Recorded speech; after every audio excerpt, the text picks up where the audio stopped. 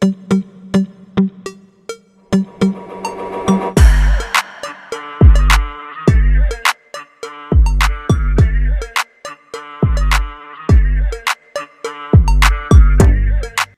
Friends, welcome to Abi's hashtag. எல்லோரும் எப்படி இருக்கீங்க? இன்றைக்கி நம்ம வீடியோவில் ஒரு அருமையான ஈவினிங் ஸ்நாக்ஸ் ரெசிபி தான் பார்க்க போகிறோம். இதை டீ கடை கேக் அப்படின்னு சொல்லுவாங்க, வெடிப்போஸ், வெட்டு கேக் அப்படின்னு நிறைய பேர் சொல்லுவாங்க.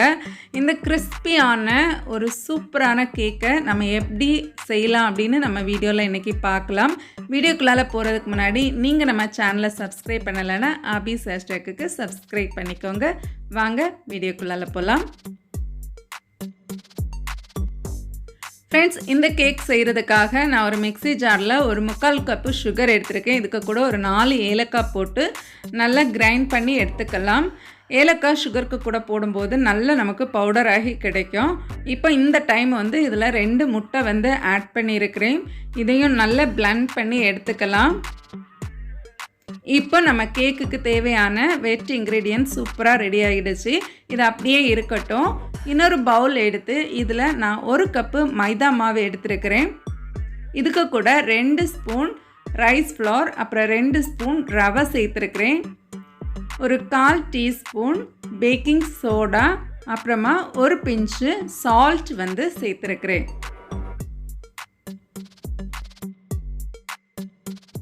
இப்போ இதை நல்லா ஒருக்கா மிக்ஸ் பண்ணி கொடுத்துட்டு நம்ம ஆல்ரெடி ப்ரிப்பேர் பண்ணி வச்சுருக்கிற எக் மிக்சரை இதில் சேர்த்துக்கலாம். சேர்த்துட்டு நம்ம கை யூஸ் பண்ணி இதை நல்லா மிக்ஸ் பண்ணி கொடுக்கலாம். எனக்கு இன்றைக்கி இந்த எக் மிக்சரே கரெக்டாக இருந்துச்சு. ரொம்ப திக்காக இருந்துச்சுன்னா நல்லா காய்ச்சி ஆறின பால் கொஞ்சமாக சேர்த்துக்கோங்க. அதே மாதிரி கொஞ்சம் இலகலாக இருந்துச்சுன்னா ஒரு 2லேருந்து 3 ஸ்பூன் மாவு கூட சேர்த்து நல்லா மிக்ஸ் பண்ணி கொடுத்துக்கோங்க.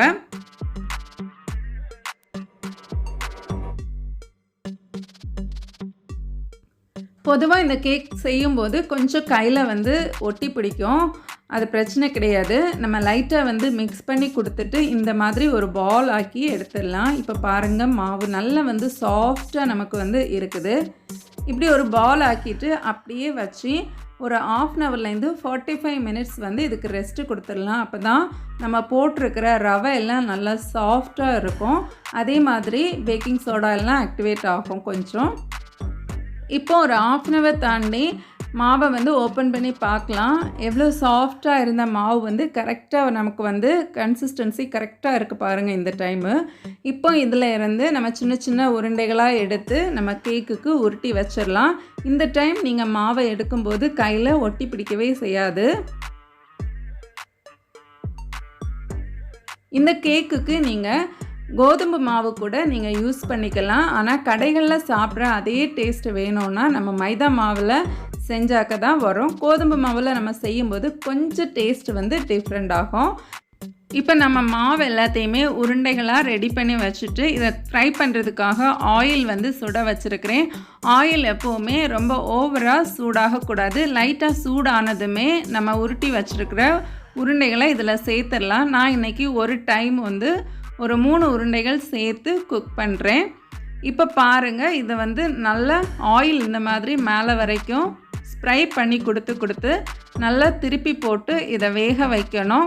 அப்போ தான் எல்லா சைடுமே ஈவனாக கேக் நமக்கு குக்காகி கிடைக்கும். இந்த மாதிரி திருப்பி போடும்போது இந்த கேக்கில் ஆட்டோமேட்டிக்காகவே கொஞ்சம் கிராக் விழ ஆரம்பிக்கும். அதுதான் இந்த கேக்கோட கரெக்டான கன்சிஸ்டன்சி. பாருங்கள், அழகாக நமக்கு கிராக்ஸ் கிடச்சிருக்கு.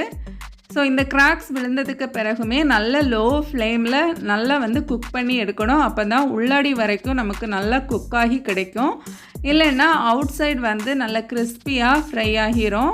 உள்ளாடி மாவு குக் ஆகாமலே நமக்கு இருக்கும். ஸோ அதனால் நல்லா லோ ஃப்ளேமில் வச்சு இந்த கேக்கை குக் பண்ணி எடுத்துக்கோங்க. அப்படியே நம்ம கடைகளில் வாங்கி சாப்பிட்ற டேஸ்ட்லேயே இந்த கேக் நம்ம வீட்டில் செய்யும் போதும் இருக்கும். நீங்கள் ஒரு முறை இந்த மாதிரி செஞ்சு பாருங்கள். அடிக்கடி இந்த கேக்கை வீட்டில் செஞ்சிட்ருப்பீங்க. இப்போ பாருங்கள், நல்லா குக் ஆகி இருக்குது. கலரே நல்லா சேஞ்ச் ஆகியிருக்கு, உங்களுக்கு தெரியும்.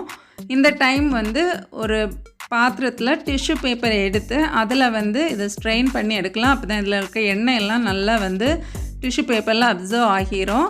இப்போ பாருங்கள், இன்னொரு லாட் வந்து நான் இந்த மாதிரி கட் பண்ணி சேர்த்துக்கிறேன். இதை வந்து வெட்டு கேக்குன்னு கூட சொல்லுவாங்க. நம்ம இந்த மாதிரி கட் பண்ணி போடும்போது, இந்த மாதிரி கட் பண்ணி போடும்போது நம்ம கட் பண்ணி இருக்கிற இடத்துல அந்த வெடிப்பு வந்து நல்லா விரிஞ்சு ஃப்ளவர் மாதிரி நமக்கு கேக்கு கிடைக்கும். பார்க்குறதுக்குமே அழகாக இருக்கும். நம்ம ஃபர்ஸ்ட்டு குக் பண்ணி எடுத்தது மாதிரியே இதையும் நல்லா திருப்பி போட்டு லோ ஃப்ளேமில் நல்லா குக் பண்ணி எடுத்துக்கலாம்.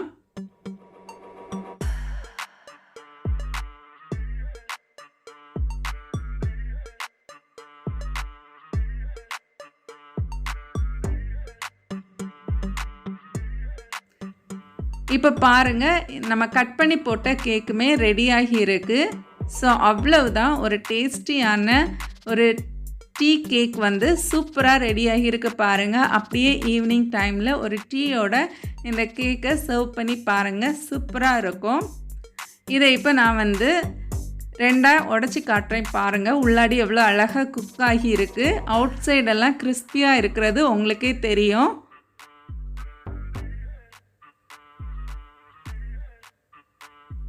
ஃப்ரெண்ட்ஸ், இந்த வீடியோ உங்கள் எல்லாருக்குமே பிடிச்சிருக்குன்னு நினைக்கிறேன். வீடியோ பிடிச்சிருந்தா மறக்காமல் லைக் பண்ணுங்கள்.